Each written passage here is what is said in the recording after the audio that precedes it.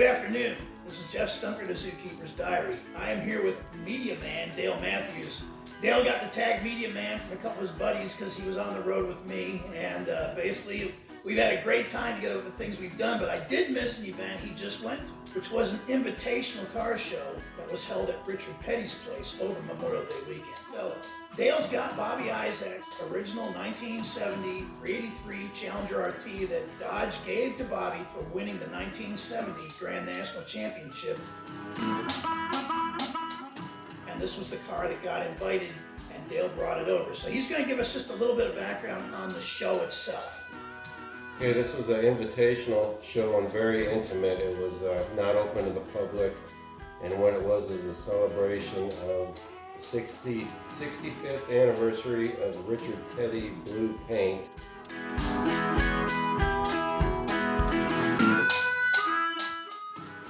And the 60th anniversary of Richard Petty and the 426 Hemi. So they wanted a small event with some very specific cars to celebrate on a personal basis with Richard Petty and a lot of his friends. What was your thought when you first pulled into the parking lot that day? I was very honored to be there, first of all, and then with the cars and the quality of cars there and the people that attended.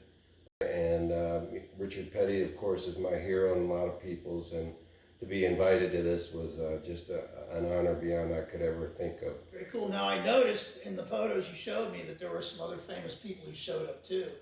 Yeah. But Richard had some of his buddies show up that were drag racers, pro stock drivers, Roy Hill, Herb McCandless, as well as Buddy Martin from Sox Martin fame. So pretty cool. Had some pretty big names there to help celebrate. And what about the NASCAR guys? Were any of the NASCAR guys there? Not really. It was, Dale Inman was there. Right. He was his former crew chief, and I got to meet him, but he was there on, a lot of people, it was the race at Charlotte this weekend, called 600. Right, right. So everybody was at the track, and Richard had spent the day at the track and then came, and the day before at the track and came there for a little while and then had to go back to Charlotte. So, a lot of people were involved with the actual race. No, he came in the morning on Saturday morning just to meet and greet with everybody. And anyway, Dale took some great photographs. We're going to go through them and we're going to chat a little bit about them while you look at them. So thanks for your time, and we're going to start showing the slideshow of the Richard Petty car show in a minute. Hope you enjoy it. Okay, so this first picture you got here, Dale, we're seeing the row of cars going in. Now, was this on Friday? This was on Friday, just a move-in day that people wanted to come in early, and so we got Herb McCandless's, as well as a good variety of cars that the shop was working on, and a Richard Petty Mustang too that they were modifying. The shop is still active then. They actually had you guys going in where they actually do the car work. They're building cars there for people and restoring cars, including a Superbird that was in there, and you'll see some other cars. Cool, very cool. And this is a car on their surface plate they're working on right here? Yeah, this is a Pro Touring Charger that they're assembling right now, and these are for individuals that just brought their cars in there to have modified by Richard Petty's garage. Yeah, so at this point the shop is busy then, they've got work? Mm-hmm, yes. Just another view of one of their Richard Petty Mustangs, signature Mustangs. Yeah, now I see an El Camino back there, and yeah, it looks like it's a whole bag of stuff. So the shop isn't limited to any one brand or one focus at this point. No. And here's a couple of crazy tales. Yeah, we got a 70 Buick GSX there and a 68 Charger. So they'll work on anything there. Well, it looks like the Charger's got rear disc brakes on it, so obviously that's a big project. Right. And then I see the car behind it, which I think is coming up in one of the future pictures, but I actually saw this car. Yeah, it's Roy Hill's 6.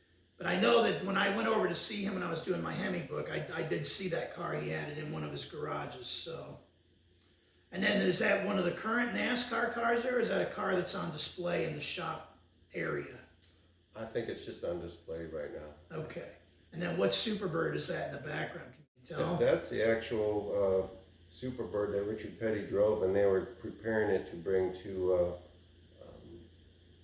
Charlotte? No, they were put in a shipping container overseas to go to Goodwood. Goodwood. Okay, that's that's the real 70. That's the real car. Okay, cool. Here we've got a 68 Hemi GTX convertible, real car, really pretty, automatic. And what's behind it? Yeah, we got a Pro Touring 68 Charger that's got a V10 Viper engine in There you it. go. Now that's the class of 68. Now if you wanted OEM, how about a GTX convertible? If you want it modified, how about a V10 68 Charger? It's a pretty tough choice. Yeah, there's the V10 Charger. It had a full custom interior, which was state of the art, but I can't remember what transmission was in it. Okay, very cool. There's my friend Ken Kloppel's 66 Cornet that he's had since 1971. It's a factory Hemi post car. Wow. That was raced by a dealership up in the Northeast back in the day, but he drove the car here for the show from Concord. And That's pretty cool. it's got a Dick Landy Hemi engine in it, and there's a customer's convertible Superbird that the shop was working on. Okay. Now, did the shop do the convertible conversion, or they were just tuning on it? I don't know. I'm not Okay. sure. Wow, I've seen this one before. That's Bobby Isaac's 70 Challenger that I own when he won the Texas 500. Oh, so that wasn't for the World Championship, that was for the race in Texas? Right. Oh. He won the first Texas 500 Right. race in December 7, 1969. Dodge let him order any car that he wanted, and Okay. and he was raised and died right around in this area where I live, and so that car's been in this area the whole time. Now, you've told me a little bit about why he ordered the 383 as opposed to something else. I assume it's because it's the largest engine you could get with a 4-speed and air conditioning, and it gets hot here in the summer, so I guess he wanted air conditioning. Comfort and style are both important. Dale, I called him Dale Media Man, and check it out. I mean, this is the kind of shot I go chasing after. So, thank you. Good job. I get lucky once in a while. You taught me well. You taught me. We passed by an important photograph here. Yeah, Friday night when I was bringing my car there to store in the shop, Dale Inman was there, which was Richard Petty's crew chief for 7 championship seasons, and Dale actually won an 8th championship with another team. Is that right? Later on. No kidding. So, he's quite a legend, and just an honor to meet him. So, and I take it that visor is in the car and going to stay there? It's actually from my Hemi Road Runner. It was loose, and so I grabbed it real easy, and he was nice enough to sign it for me. Very, very cool. And again, you can see this is a NASCAR shop. I mean, look at this floor and this speckless. Dale Inman was just really moved to see the Challenger too, because he said it was Bobby Isaac was one of his top 3 friends of all time. Is that right? He was very moved to see the car, and Wow. it meant a lot to him to see it. So tell me a little bit about this picture here. Shows a big cabinet and a stand-up of Richard Petty. And Yeah, we're starting to go through the museum here in the gift shop a little bit, and they got some nice displays there. So there's some of the trophies that Richard has earned through the years, and they have that on display. I'd advise anybody to go there. It's just a fantastic museum and gift shop, and the gift shop has many, many items that he has personally signed and very reasonably priced. So cool. And it's open to the public on a regular basis? It is. Yeah. Okay. Mm-hmm. The famous cowboy boots and hat. Now, are these for sale at the gift shop? No, they're not. They'd be in my house if they were, but no, those are classics you can't buy. The boots are killer. I dig the 43 on the boots, tooled into the boots. That's cool. And my friend Ken's car again with the Hemi in it. So good. And in front of it, of course, is the legendary 1967 era Belvedere. He won more races in that car than any other car. Yeah. If you remember in '66, it was David Pearson in a Charger that year, and Pearson won the NASCAR championship in '66. But in '67, the Petty crew had figured out how to make that thing run, and Richard won a ton of races in that '67 GTX vehicle. So it's cool they've got it here. In fact, I think you got it. And what's this stuff on the wall behind it? Is that? It's just merchandise they have for sale in the shop there that you can buy with Richard Petty. Okay. Well, I was looking more at these handles toward the back. Any idea what they are? I think it's sway bars for newer Challengers. And Okay. stuff, different colors. Oh, so it's not just souvenirs. They've actually got hard parts, car parts for the Petty's garage stuff too. Oh, absolutely. Oh, cool. Yeah, we're into the museum here a little bit, and just a nice display of a Hemi engine, race engine there. Now you can see the bathtub intake there. Looking closer at this, you have the Le Mans float bowls. Now the bathtub intake under dyno circumstances, Chrysler Engineering found out it was 101% volumetric efficient. In other words, you couldn't cram more fuel into each cylinder than what this intake was capable of doing at a given RPM. And they won a lot of races once they got that fuel system scienced out. The 64 cars had more of a single plane, kind of a spidery looking thing, but fuel distribution was a nightmare. The bathtub solved all those problems for them. So there's Richard Petty's race car that, and Geoff's the great historian, so he can give you a quick story on that. Well, of course, this is the second of the outlawed 43 juniors. The first car met an unfortunate demise during a February match race. And this was the replacement for that. And Richard continued to race it part of the 65 season until the things in NASCAR loosened up. What's really cool about this car is it won B Altered at Bristol, and I did a video on that a couple of weeks back. So now we're stepping outside. Now this must have been Saturday morning. This is Saturday morning. This is Lee Hodge owns this car, and this is a factory race car that started out as a 68 Charger and was rebodied into a Daytona, and then ended up as a later model Charger here. Okay, and I take it that's probably a Ray Nichols chassis. It's probably a... I believe so. Yeah, you said to me Lee is working on some of the research on this car right now. Right, supposedly it won a Daytona race as a Charger Daytona. Some of the variety of cars that were there was a good variety of Mopars there. And so that's the tail end of your car. yeah. And there's a 68 Charger, and is that a 68 Cornet RT? It's a 68 Cornet, but I think it's a Cornet 500. 500, okay, okay. So how many cars do you think were there altogether? There's about 50 cars there. Okay. So the facility is really fun to visit because it's totally old school, because they keep adding on through the years as NASCAR got more popular, and so there's a lot of different buildings that are connected, and it's fun to go through and see the old building. all right, now we're back inside. It looks like our GTX top is down. Yeah, beautiful car. Yeah.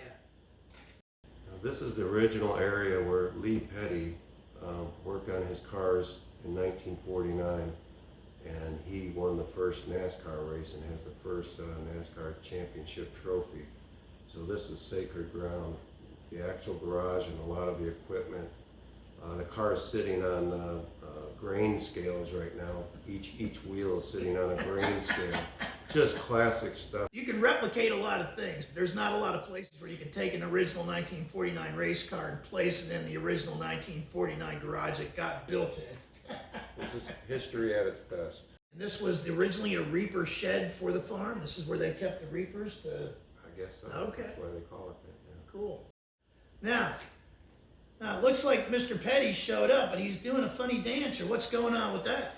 So the drag racers I mentioned earlier, they were telling stories and didn't see Richard Petty come up behind them, and he's pulling up his pant legs and a gesture to show it's getting pretty deep in here, because they were telling some pretty tall stories. And they looked around and didn't see him at first, and everything got very quiet when they saw him doing that. And everybody busted out laughing. It was so funny, and what a classic moment. And Richard Petty just has a presence about him that is, he just defines coolness. So yeah. When he shows up, everything changes. And we can see in this picture here, you've got Herb and Buddy Martin, and one of the young lions from the NASCAR series, right? I can't remember this guy's name. Right. And that's Roy Hill in the foreground. Yeah, I can see the tails might have been tall. Hey, who are these guys? I got a chance to get a photograph with Richard Petty, which is a real honor. Yeah. So. What about the kit car in the background? Were you paying any attention to that? I didn't get the background on that, I'm sorry. I was just looking at Richard and couldn't even talk.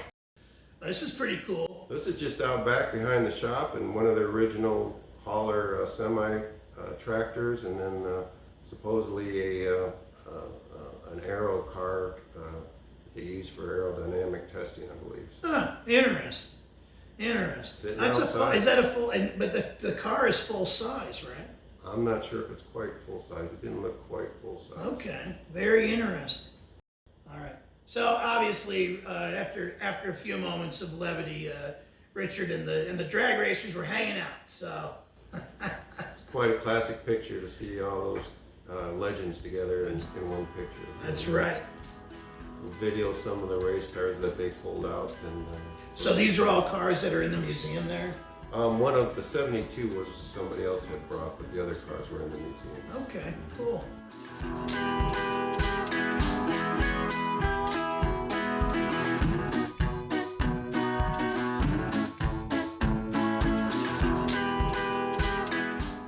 So again, our 67 car is sitting here, and the 72 car.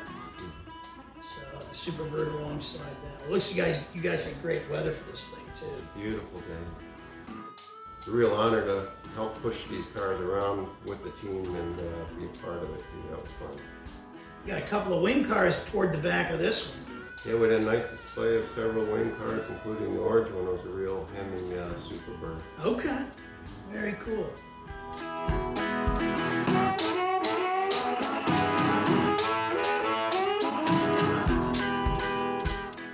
All right, what do we got going on here? Oh, yeah, this is kind of neat because the parts washer there is just a vintage piece they had recently found and put on display there, but just a lot of history with that old parts washer there. Sure. Just some of the body fixtures or NASCAR. Yeah. They used to check for aerodynamics. To see what you were doing. Yeah. And if you knew right where they were going to put it, sorry, Norm Friel, if they knew right where you were going to put it, as Mike Landy said, those tech guys were mailmen working for the weekend. We were professionals. Check this out. So this is Dyno Room 1. This is where, their very first dyno that they had. And it's not functional anymore, but it's just sacred ground too, because that's where a lot of good Hemi engines got tested. Oh yeah, no doubt. No doubt. Now, could you walk into that? This area is not part of the museum where you can walk into it? It's not open to the public. Okay. So you're seeing the top secret stuff here, guys. So you can go to the museum and you can check out the gift shop and all inclusive museum, but you're only going to see this here. So they've got it converted. You got a sandblaster there, a media blaster there, and paint area. Yeah. So just using it for parts prep now. Now it looks like that's still a dyno. Yeah, that's a different dyno room that they're just, it's very functional. When you look at that modern part of the shop, I mean, how many cars do you think they have in there at any given time? Maybe 2, 7, 10? I mean, what do you think? They probably got about 10 cars. Okay. Yeah, they were working Friday night on a Mustang that they had to get out for a customer that was coming the next day. So, wow. I mean, they're working into the night on Friday night on it. And this is wherever Lee Petty poured cement, which is Richard's dad. Yeah. He would write his name in the cement And date it. Yeah, and date it, which was neat. And so that's just part of history. That's vintage. It's just, now is that 1/15/1970? It is, yeah. Huh. So Riverside is coming. The Superbirds are on their way. The view of the row of cars that were there.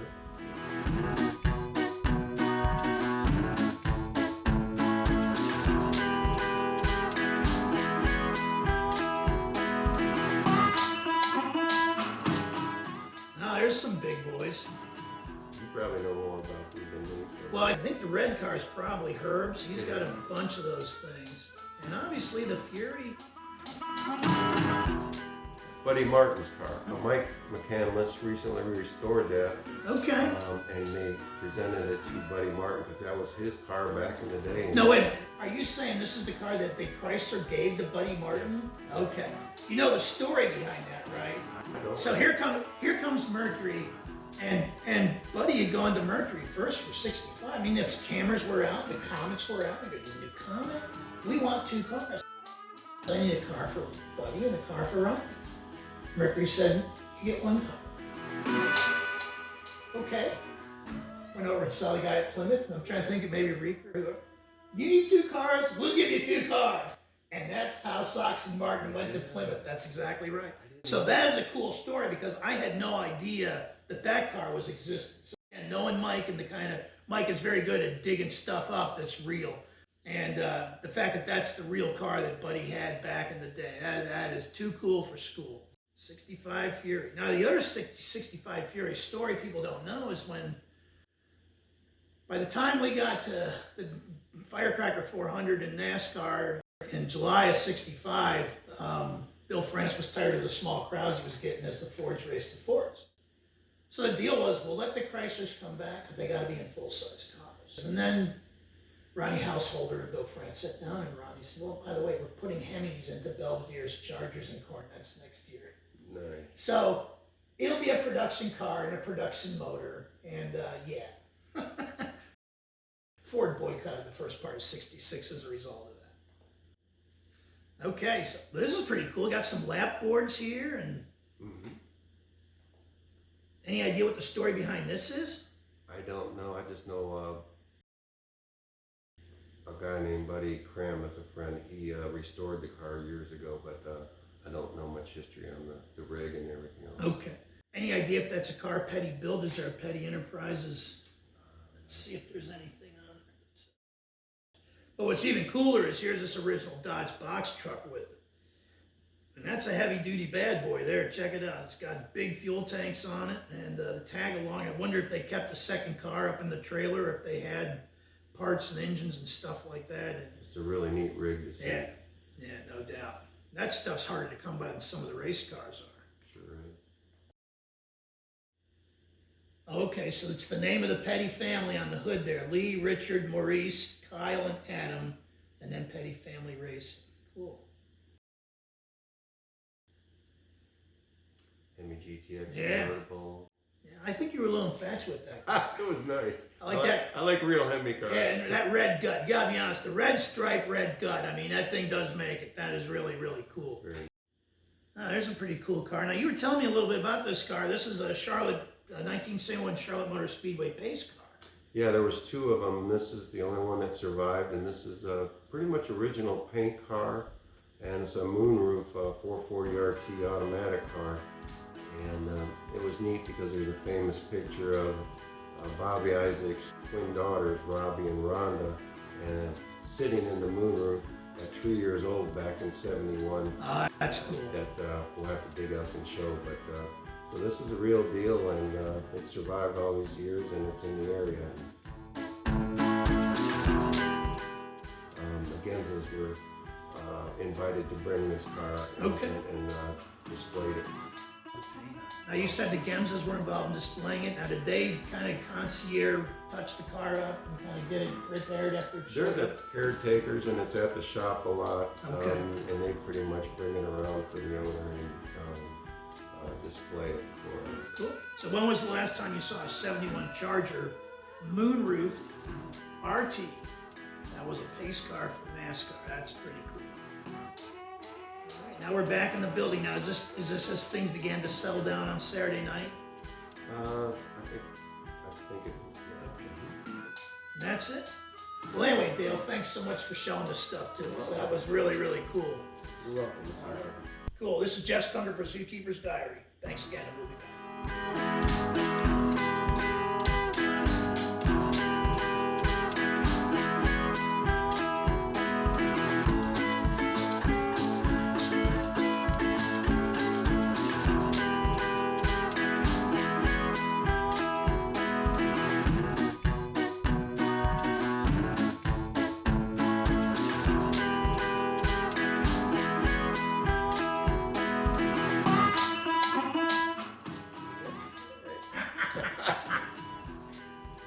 Muddled through that one, didn't we? Yeah, we did good. Okay, all right. All right.